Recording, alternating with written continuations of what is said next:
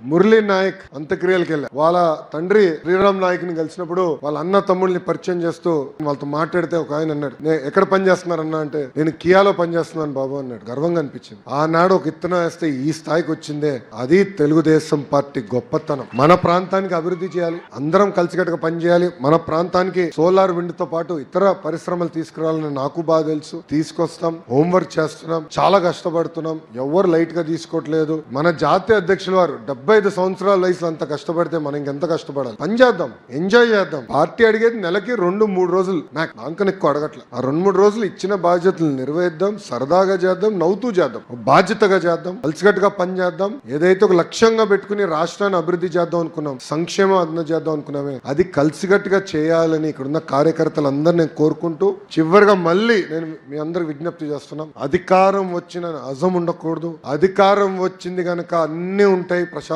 ఉండాలి అనుకోకూడదు. అధికారంలో ఉన్నప్పుడు కూడా ప్రతిపక్షంలో ఉన్నట్టే వ్యవహరించాలి, వదిలిపెట్టుకోవడం. ఒక చిన్న ఇష్యూ అయినా, ఒక చిన్న సమస్య అయినా సీరియస్ గా తీసుకుని మనం పరిష్కరించాలి. ప్రజలు ఇబ్బంది పడుతున్నారంటే 1 కాదు 10 సార్లు కాదు 100 సార్లు పార్టీకి తెలియజేయాలి, మాట్లాడాలి. అయ్యే వరకు వదిలిపెట్టుకోవడం. అది నిజమైన కార్యకర్త సేవ అని ఇక్కడున్న కార్యకర్తలందరూ తెలుపుకుంటూ